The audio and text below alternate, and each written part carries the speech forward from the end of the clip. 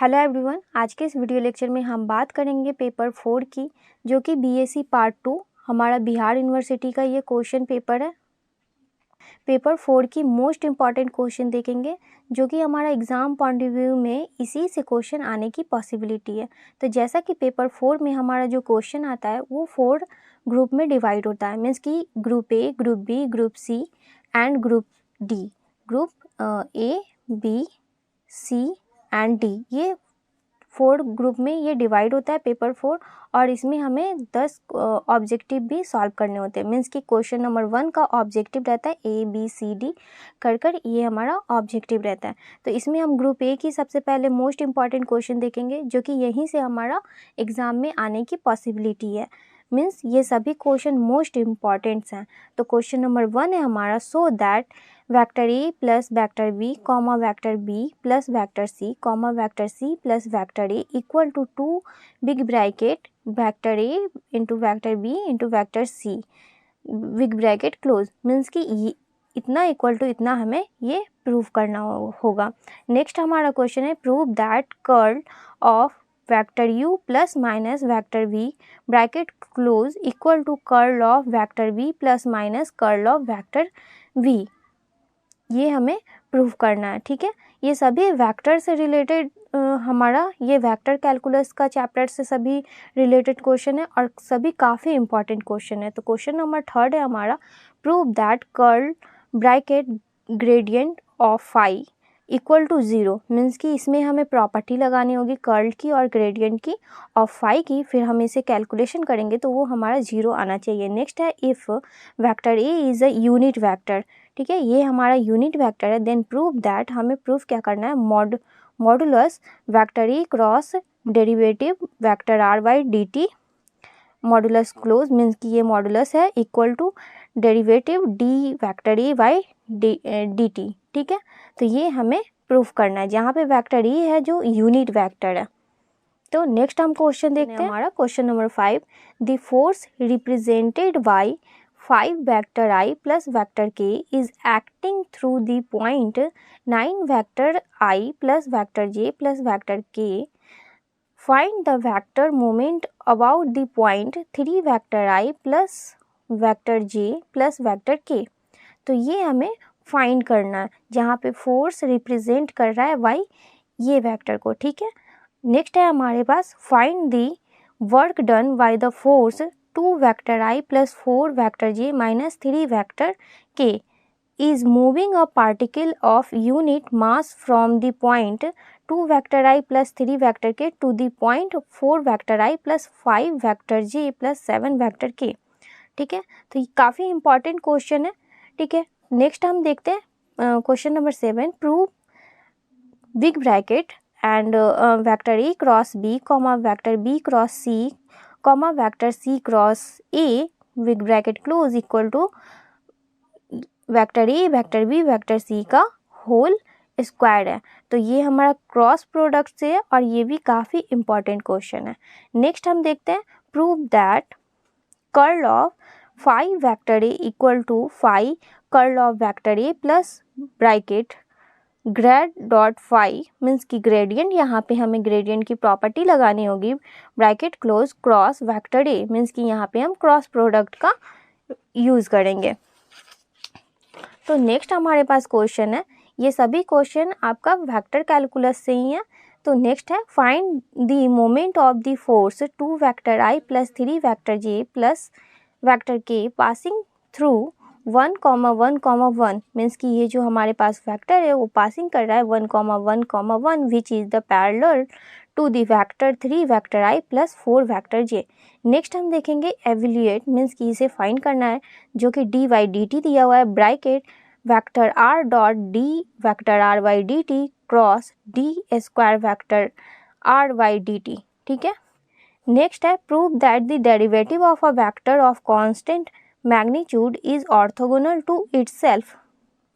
Next है, prove that vector a cross bracket vector b cross vector c equal to bracket vector a dot vector c bracket close into vector b minus bracket vector a dot vector b dot vector c, means कि ये bracket close है और काफ़ी important question है। Next है हमारे पास define divergence and curl of a vector function vector v, prove that divergence bracket curl of vector v bracket close equal to 0।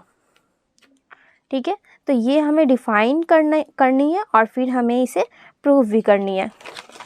तो नेक्स्ट हमारा क्वेश्चन है so that the necessary and sufficient condition for the vector function vector A bracket T to be constant is vector A by D T, means कि इसकी derivative करेंगे तो equal to 0। ये हमें prove करना है नेसेसरी एंड सफिशिएंट कंडीशन में। Next है हमारा क्वेश्चन नंबर 15। ये हमारा ग्रुप ए का लास्ट क्वेश्चन है। प्रूव दैट फर्स्ट हमारे पास है, मीन्स कि ये फर्स्ट है, जहाँ पे डेल है मीन्स ये ऑपरेशन है, bracket phi by psi equal to psi del phi divided by psi square. तो ये हमें प्रूव करना होगा, मीन्स कि इसे सॉल्व करना होता है। तो आई होप आप लोगों को ये ग्रुप ए का सभी क्वेश्चन समझ में आया होगा और ये सभी क्वेश्चन इंपॉर्टेंस है, मीन्स इसी से हमारा एग्ज़ाम में क्वेश्चन आने की पॉसिबिलिटी है। तो अगर आपको ये सभी क्वेश्चन का सॉल्यूशन चाहिए तो आपको इस नंबर पे कांटेक्ट करना होगा 7979707765। ठीक है, तो अब हम ग्रुप बी का क्वेश्चन देख लेते हैं।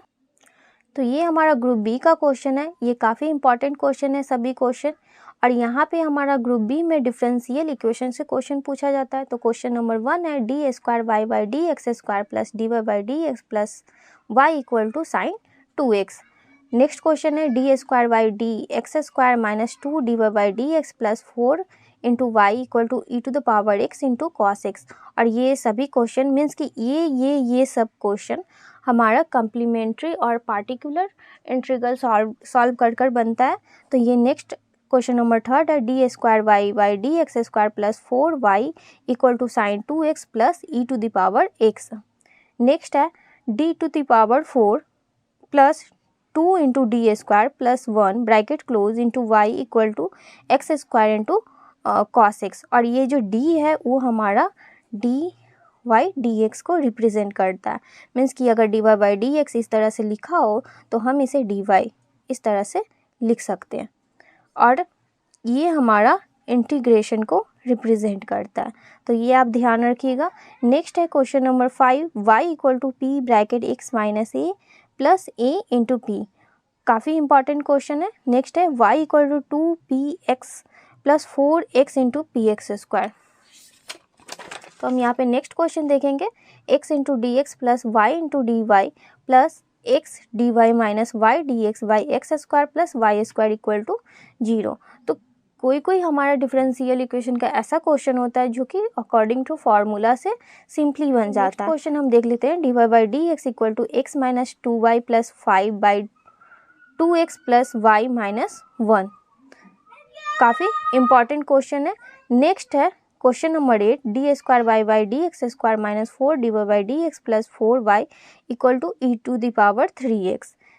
नेक्स्ट क्वेश्चन है d square by D x square minus d Y by D x plus y equal to x square into e to the power 3x। Next है हमारा find the orthogonal trajectories of the curve x raise to the power 2/3 plus y raise to the power 2/3 equal to a raise to the power 2/3। तो यहाँ पे orthogonal ट्राजेक्ट्रीज ये हमें find करना होगा, और ये हमारे पास कर्व की इक्वेशन दे रखी है, देखेंगे। नेक्स्ट क्वेश्चन है question number 11 find the orthogonal trajectories of the cardioids r equal to a bracket 1 minus cos theta where a is a constant, जो कि a जो हमारा है ये कांस्टेंट को रिप्रेजेंट कर रहा है, और हमें फाइंड द ऑर्थोगोनल ट्राजेक्ट्रीज ये हमें फाइंड करना है। तो ये हमारा ग्रुप बी का क्वेश्चन हुआ।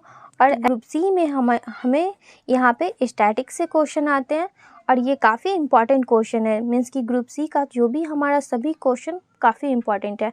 क्वेश्चन नंबर 1 है find the equation of the line of action of the resultant of a system of collinear force acting upon a rigid body. Next है 3 forces P, Q, R act along the sides of a triangle formed by the lines x plus y equal to 1, y minus x minus 1, comma y equal to 2।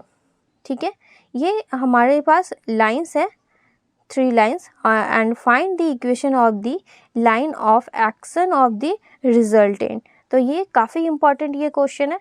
Next है हमारे पास obtain the equation s equal to c sine hyperbolic x by c for a uniform common catenary, और ये भी काफ़ी important question है। Next है हमारे पास question number 4, the middle points of the opposite sides of a quadrilateral are connected by light rods of length L and L dash. If T and T dash with a tension would prove that T by L plus T dash by L dash equal to 0। और ये question काफ़ी important है। Next है हमारे पास हमारा question number 5, a uniform heavy inextensible string hangs freely under the proof that S equal to C tan psi। Next है state and prove the converse of principle of virtual work, और काफ़ी important question है। ठीक है, इसमें हम next T with a tension at any point P of a catenary and T naught that at the lowest point C prove that T square minus T naught का square equal to W का square, W being the width of the arc CP of the catenary। ठीक है, काफ़ी important question है। Next है हमारे पास define common catenary and obtain its equation in the form y equal to C cos hyperbolic x by C.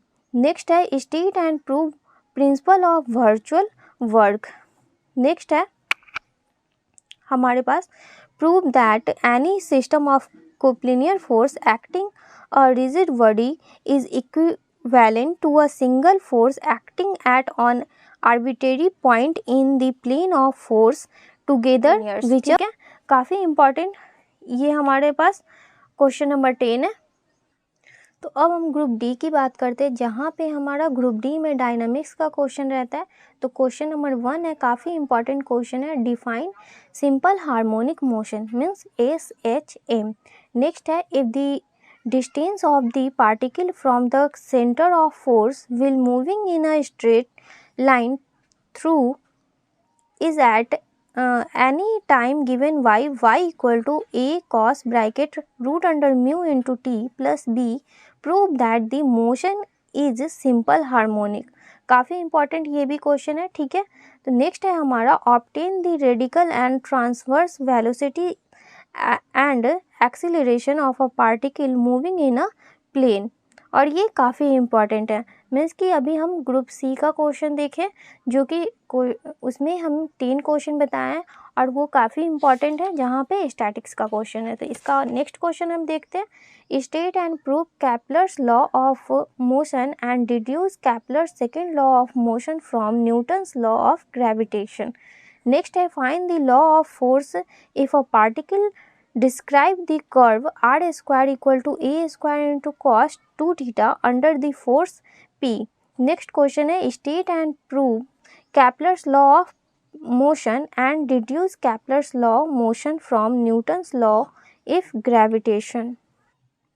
Next question है हमारे पास, find the tangential and normal velocity of a particle moving in a plane, और ये सभी question काफ़ी important है और यहीं से आपका एग्ज़ाम में क्वेश्चन आने की पॉसिबिलिटी है। मीन्स कि यहीं से आपका क्वेश्चन आएगा। ये सभी 4 ग्रुप जो भी हमने देखा है, अगर ये सभी का आपको रिकॉर्डेड फॉर्म चाहिए और PDF सॉल्यूशन चाहिए तो आपको इसके लिए 7979707765 इस नंबर पे आपको कांटेक्ट करना होगा। तो आपको ये सभी क्वेश्चन का PDF सॉल्यूशन और रिकॉर्डेड फॉर्म आपको मिल सकती है। तो आई होप आप लोगों को ये क्वेश्चन समझ में आए होंगे और ये वीडियो अच्छा लगा हो। वीडियो को लाइक कीजिए, चैनल को सब्सक्राइब कीजिए। Thank you for watching this video.